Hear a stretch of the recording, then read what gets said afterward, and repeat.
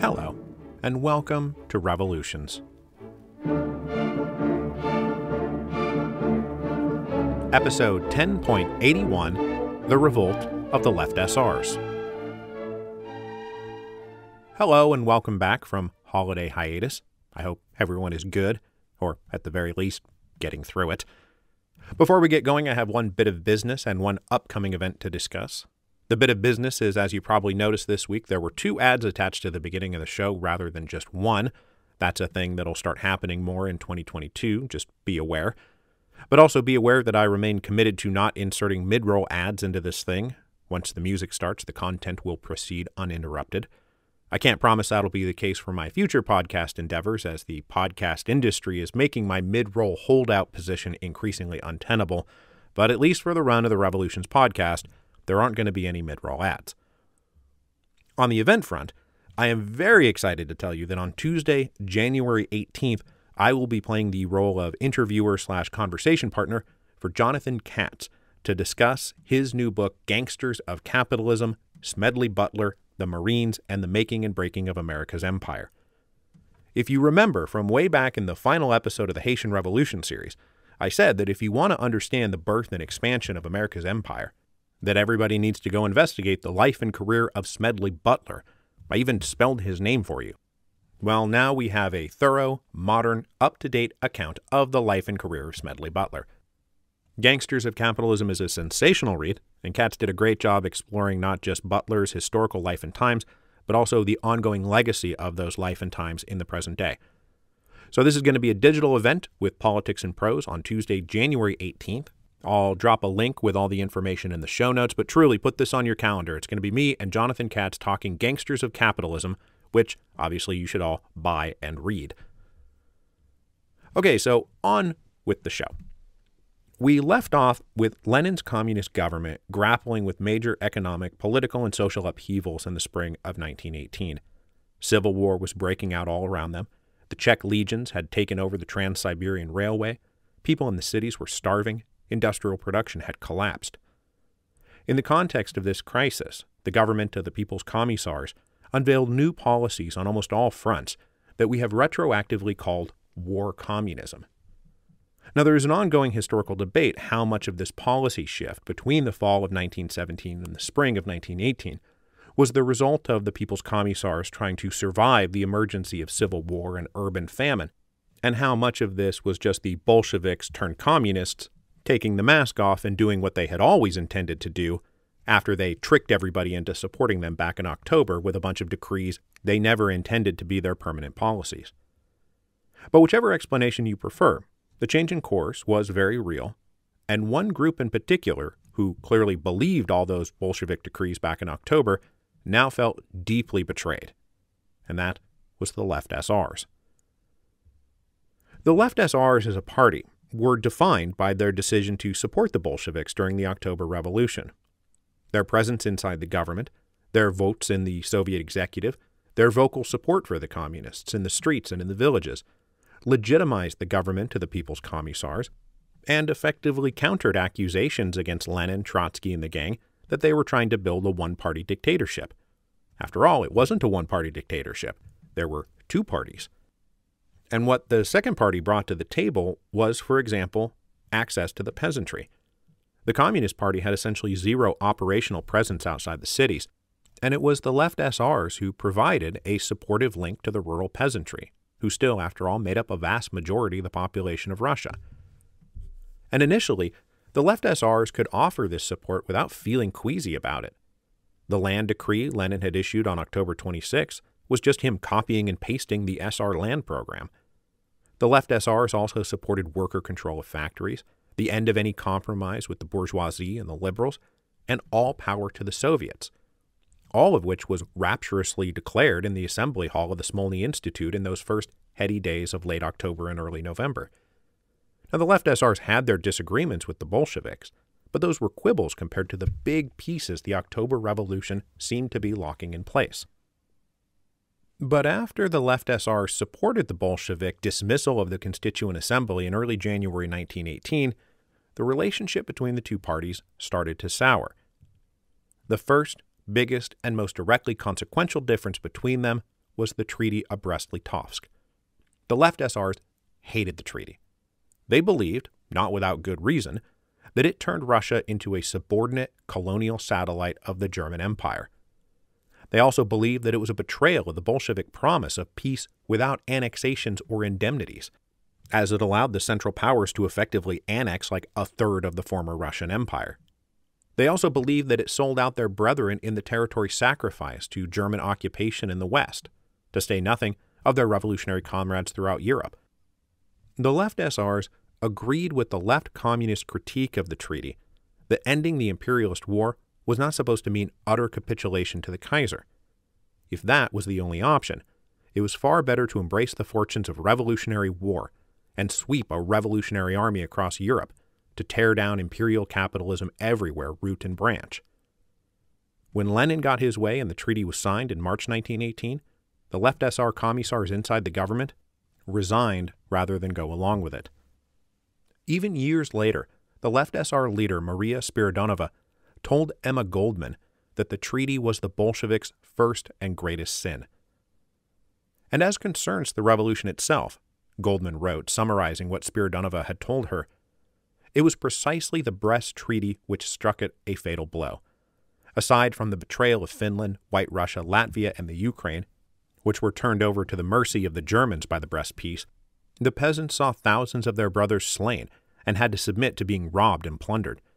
The simple peasant mind could not understand the complete reversal of the former Bolshevik slogans of no indemnity and no annexations. But even the simplest peasant could understand that his toil and his blood were to pay the indemnities imposed by the Brest conditions. Spiridonova believed that the treaty fatally poisoned the revolutionary waters. The peasants grew bitter and antagonistic to the Soviet regime, she said. Disheartened and discouraged, they turned from the revolution. As to the effect of the Brest Peace upon the German workers, how could they continue in their faith in the Russian Revolution in view of the fact that the Bolsheviks negotiated and accepted the peace terms with the German masters over the heads of the German proletariat? The historic fact remains that the Brest Peace was the beginning of the end of the Russian Revolution. No doubt other factors contributed to the debacle, but Brest was the most fatal of them. As a rejoinder to this, Lenin would no doubt point out two things. First, that the Germans' obstacle-free invasion of Russian territory after the Russians stalled on signing the treaty in late February 1918 was proof positive that any call to launch a revolutionary war was pure fantasy. It wasn't just that it was a different option or a less preferable option, but that it wasn't an option at all. And second, that Spiridonova and the left SRs generally overstated the hostility of the Russian peasantry to the treaty. They wanted peace. They had been voting for peace with their feet for like a year. And when the left SRs go into revolt in the name of resuming the war, as they are about to do in this episode, no one's going to rise with them. Now, Spiridonova wasn't wrong that the peasantry was growing bitter and antagonistic towards the Soviet regime, but this had far more to do with communist land policy than communist foreign policy. Spiridonova and the Central Committee of the left SRs knew the anger and bitterness of the peasantry very well, as they were presently fielding innumerable complaints from the peasantry about the advent of the food dictatorship and armed requisition of grain. Then on June 11, 1918, the communist government unveiled a new institution called the Committees of Poor Peasants, or, as they were called, the Kombity. The Kombity were the beginning of Lenin's attempt to import class warfare into the rural areas by pitting landless peasants who lived on wage labor against kulaks, the better-off peasants who hired those landless workers. Now, we're going to talk more about this next week, but in addition to ratcheting up coercive pressure in the rural areas, the Kombity looked like they were being established to supplant all the local Soviets that had grown up since 1917 and which represented all peasant interests, not just wage labor peasant interests. These local Soviets also just so happened to be dominated by the SRs, and they formed an institutional base of power for the SRs independent of the communists. And that base of power now appeared targeted for demolition. Now, in general, the left SRs had more libertarianish instincts than their communist comrades, and the left SRs were becoming concerned about the whole tilt of communist policy. The worker control of factories that had been proclaimed right after the October Revolution was now being replaced by nationalization, centralization, the return of bourgeois managers, and hierarchical factory rules. The new Red Army that was being formed was not being formed on the principle of voluntary enlistment and democratized regiments, both of which seemed to be key gains of the revolution, but instead going back to the old ways of forced conscription, traditional military discipline, and even the active recruitment of former Tsarist officers. Meanwhile, the Cheka, the effectively unaccountable secret police meant to protect the government from political threats, was rapidly growing in size, scope, and ruthlessness. To placate the left SRs, the Bolsheviks had given them key positions inside the Cheka, but the left SRs appeared to have taken up those positions with the almost single purpose of curbing Bolshevik abuses. It became, for example, left SR policy for party members in the Cheka to veto nearly every death sentence that came across their desks. Now, this is not to say that the left SRs had any problem murdering people. They just wanted to murder the right people: nobles, bourgeoisie, bankers, imperialist capitalists, not salt-of-the-earth peasants who simply didn't want to give up their last reserves of grain to a bunch of thugs holding bayonets to their throats. So all of this made the left SRs incredibly concerned about the intentions of the communists by about June 1918. And this was not just about bickering among various party leaders. The concerns of the left SRs reflected a widespread and growing backlash to the behavior of the People's Commissars. A fifth All-Russian Congress of Soviets was scheduled to convene in July of 1918, and both the communists and the left SRs considered it a distinct possibility that the left SRs would come into the Congress wielding a majority of the votes. Believing that the wind was at their backs, the left SRs decided to force the government of the People's Commissars to change their policies. Most dramatically, they planned to use the Congress to force the abrogation of the Treaty of Brest-Litovsk and demand Lenin's government redeclare war on Germany. As we just heard Maria Spiridonova express, they believed the peace treaty was the poisoned root sapping the vitality of the revolution that they had signed up for. Indeed, the left SR leadership considered the resumption of war to be the vital course correction the revolution needed, and they planned to go to any lengths to achieve it.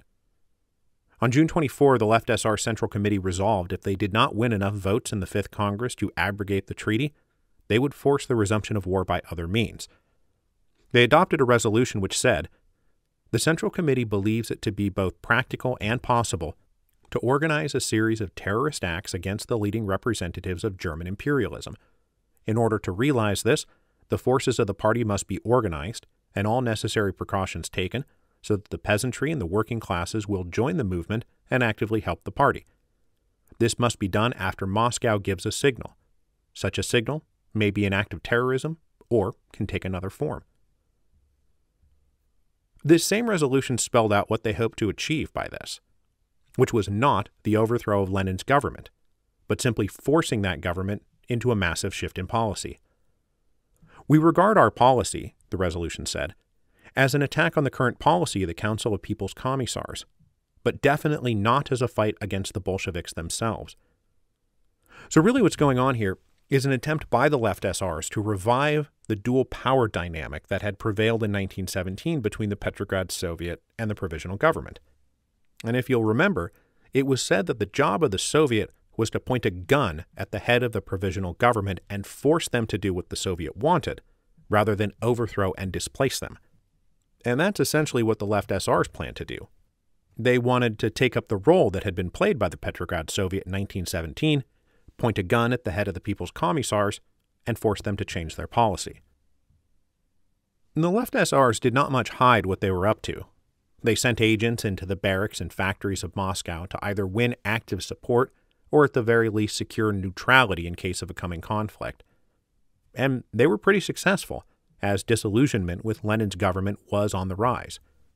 On June 29th, the front page of the party newspaper contained an appeal to left SR party members to report to their regional offices for orders, instructions, and military training. On June 30, Maria Spiridonova publicly declared that the only thing that could save the revolution now was an armed uprising. They were quite open about this, just as the Bolsheviks had been very open in the lead up to October about what they planned to do.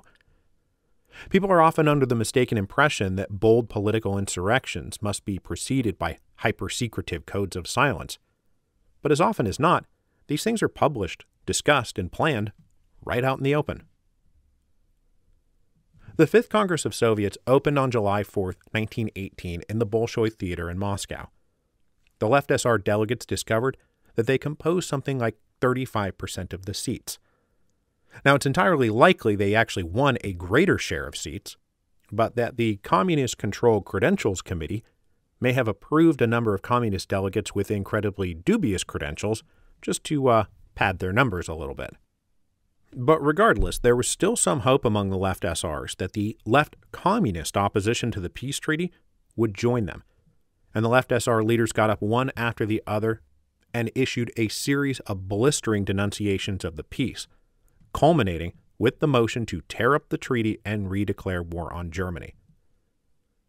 But despite their own angry misgivings with the Treaty of Brest-Litovsk, the left communist delegates chose not to break party discipline and they voted against the left SR motion. It was defeated. The treaty stood, war would not be redeclared.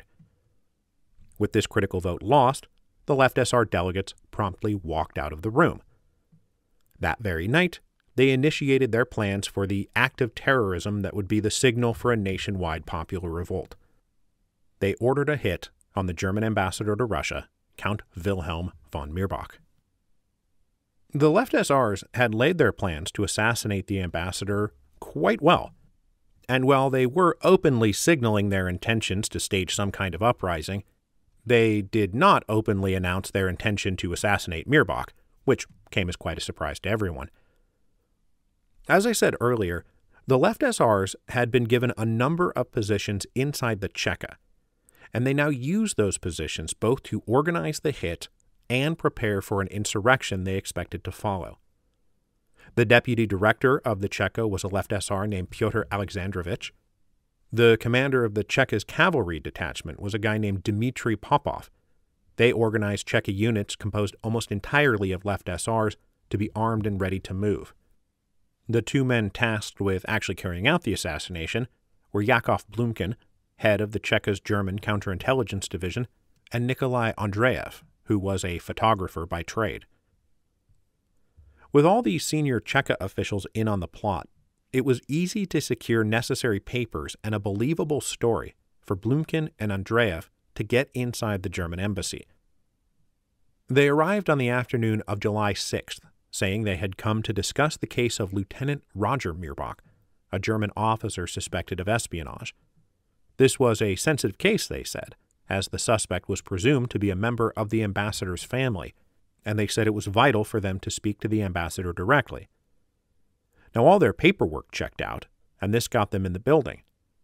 But Count Mirbach himself tried to get a subordinate official along with a staff translator to handle the meeting. But Blumkin insisted he had been instructed to only speak with the ambassador. So, Count Mirbach reluctantly entered the room. He said that he much preferred all of this to be handled in writing, whereupon Blumkin and Andreev opened their briefcases and pulled out revolvers. They started firing point-blank range, and incredibly, they missed with all of these point-blank shots. The three Germans in the room dove for cover, and Mirbach himself nearly got away through an adjoining room. But Andreev managed to hit him with another bullet, and Blumkin tossed a bomb, blowing the wounded ambassador sideways. The two assassins then hustled out the window, up over a fence, and into a waiting car. They made a totally clean getaway. They left behind a German embassy now consumed by blood and fire. The ambassador lay dead. No one in the building knew who the assailants were, why they had done it, whether this would be an isolated incident or the beginning of an all-out attack on Germans in Russia. In the Kremlin, Lenin was informed of the murder around 3:30 in the afternoon, and immediately a string of People's Commissars converged on the German embassy, first, to find out what had happened, and second, to assure the Germans that the government had nothing to do with it and would punish those responsible. Lenin himself came down around 5 p.m., answering a demand from the Germans that he personally apologize for the murder of their ambassador, which was an unusual order from a foreign embassy to a head of state, but Lenin came down and complied. Though witnesses reported the apology was cold and perfunctory, and he was mostly interested in the details of the crime itself. Lenin was very shaken to discover the assassins had clearly gained access to the ambassador with the help of top officials in the Cheka, which did not bode well for his own personal safety.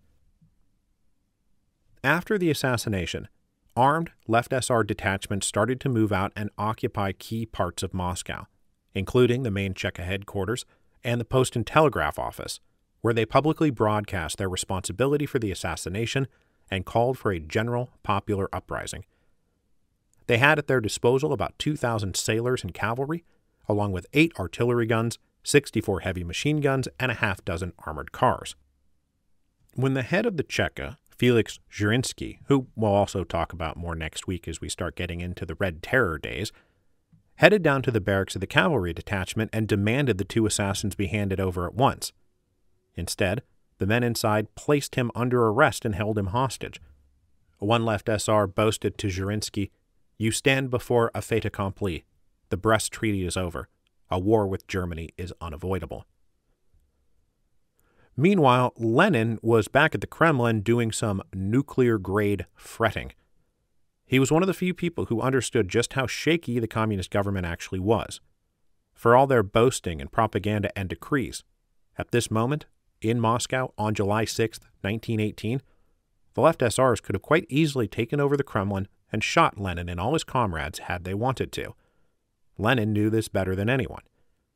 The only troops he could really trust were a division of Latvian riflemen, who, during 1917, had decided to tie their own future fortunes to the Bolsheviks, and ever since had proved to be Lenin's most loyal and reliable troops.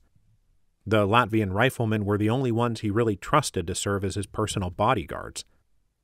The left SRs had chosen their day to assassinate Count Mirbach well, because it happened to be St. John's Day, a Latvian national holiday, and most of the Latvian riflemen were out on the outskirts of town celebrating, leaving behind only a skeleton crew of about 700 men.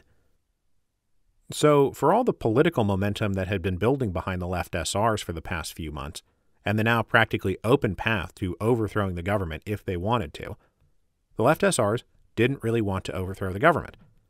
This was not meant to be a coup.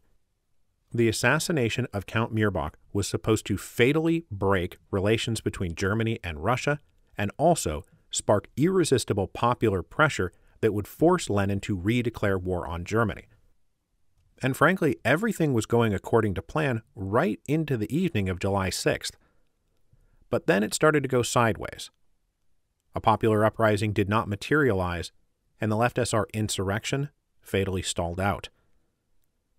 At around 7 p.m., Maria Spiridonova and other left SR leaders went down to the Bolshoi Theater and called on the Fifth Congress of Soviets to reconsider their unwillingness to redeclare war on Germany. But the communist majority still refused to budge. And as the left SRs delivered speeches to nervous but ultimately deaf ears, Latvian riflemen surrounded the building. The communist delegates were allowed to depart, but the left SRs were cooped up inside. They had, in fact, helpfully congregated themselves for a mass arrest. As Bukharin later said to left SR leader Isaac Steenberg, who had been Commissar of Justice in the government before resigning after the Treaty of Brest-Litovsk, "We were sitting in our room waiting for you to come arrest us. As you did not do it, we decided to arrest you instead." This was hardly the end of it, though. In terms of raw forces, the left SR still outnumbered the communists nearly 3-1. At midnight, the commander of the Latvian riflemen went to confer with Lenin and described the following scene. "The Kremlin was dark and empty," he said. "We were led into the meeting hall of the Council of People's Commissars and asked to wait. The fairly spacious premises in which I now found myself for the first time were illuminated by a single electric bulb suspended under the ceiling somewhere in the corner. The window curtains were drawn. The atmosphere reminded me of the front in the theater of military operations. A few minutes later, the door at the opposite end of the room opened, and Comrade Lenin entered. He approached me with quick steps and asked in a low voice, 'Comrade, will we hold out till morning? Having asked the question, Lenin kept on staring at me. I had become accustomed that day to the unexpected, but Comrade Lenin's question took me aback with its sharp formulation. Why was it important to hold out until the morning? Won't we hold out to the end? Was our situation perhaps so precarious that my commissars had concealed from me its true nature? Lenin's own pale fear that a few thousand armed men were actually too much for his regime to handle did not align with Communist Party pronouncements about the breadth and depth of their power, which they had apparently led even their most loyal operatives to believe. But the commander of the Latvian riflemen went about his business.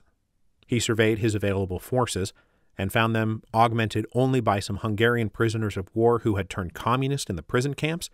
They were led by a guy called Bela Kun, who offered to fight for the government. But as that was not nearly enough, the Latvian riflemen elected to hold off their counterattack until close to dawn, when the bulk of their forces, who had been celebrating on the outskirts of town, would be back in the central city. At 2 a.m., the commander returned to the Kremlin. This time, he said, Comrade Lenin entered by the same door and approached me with the same quick steps. I took several paces towards him and reported, "No later than 12 noon on July 7, we shall triumph all along the line." Lenin took my right hand into both of his and said, pressing it very hard, "Thank you, comrade. You have made me very happy." At about 5 o'clock in the morning, about 3,300 men were armed and ready to go, and they launched their counterattack. The left SR detachments fought tenaciously for what was by now a collapsing lost cause. There was no popular uprising. They had not forced the government to change policy. War with Germany was not, in fact, now inevitable. It took 6 or 7 hours worth of fighting in the streets, but the Latvian commander was right. By noon on July 7th, they had triumphed all along the line. The left SRs were defeated. Over the next several days, hundreds of left SRs were arrested in Moscow, Petrograd, and other major cities. But in general, the punishment doled out by the government of People's Commissars was incredibly light. They summarily executed, without trial, a baker's dozen of combat leaders from the ranks of the Cheka, including Deputy Director Alexandrovich. But as they interrogated other detainees, they just released anyone who claimed that they opposed the Central Committee's decision to go into revolt, or those who hadn't actively participated. Plenty of other leaders were allowed to slip somewhat uncontested into the underground. Maria Spiridonova was held in custody at the Kremlin and would go on trial in November. She received a very light 1-year sentence for the crime of ordering the assassination of a credentialed diplomat in the service of literally trying to start a war. Now, that is not the end of Maria Spiridonova's persecution at the hands of the communists, but in this initial context, this is a very light sentence. The left SRs were treated very lightly for all this, and the general suspicion among both domestic and foreign observers is that the communists, despite having weathered this brief storm, did not believe themselves strong enough or secure enough to just out-and-out persecute the left SRs with a much heavier hand. If for no other reason, then left SRs were obviously quite adept at terrorist assassination, and it only takes a handful of people interested in vengeance to start picking off commissars of the people like they are ministers of the Tsar. But though the individual punishments were light, the failure of the revolt of the left SRs marks the end of them as a political party. Their membership split 3 ways, with some of them condemning their former comrades and reaffirming their support for the communists. Others headed into the underground and mostly focused on staging guerrilla terrorist acts in places occupied by the Germans like Ukraine. Meanwhile, just a little while later, one of the assassins of Count Mirbach, Yakov Blumkin, came out of the underground. He comes back and he joins the Communist Party and would join Trotsky's staff, and would only be killed in 1930 on Stalin's order on account of his connections to Trotsky, not for his assassination of Count Mirbach. So, to round out today's episode, the left SRs made a number of crucially incorrect assumptions that led to an across-the-board failure of their plan. The main one being that they believed that the peace between Germany and Russia was so tenuous that something as trivial as the assassination of an ambassador would provoke Germany back into war, or that Lenin and his government would allow themselves to be forced back into war. The truth was, both the German government and the Russian government, each for their own reasons, believed that maintaining peace between the two was absolutely vital. At this very moment, the Germans are off launching their spring offensive against the Allies in the West, their final, last-ditch effort to win the war. They could absolutely not be distracted by the resumption of hostilities on their eastern front. Lenin's government, meanwhile, realized that resuming the war against Germany would be the absolute end of them, and besides, they didn't really have an army to fight them anyway. There was also very clearly a misunderstanding about how hostile the people of Russia were to the peace. Sure, it was ignoble, and maybe even a little humiliating, but it was nothing compared to the horrors of war that they had been forced to endure. And then finally, the uprising failed for kind of the same reason the Bolsheviks' attempted uprising during July 1917 had failed. They didn't really have a clear plan for what to do if their attempt to intimidate the government into doing what they wanted failed.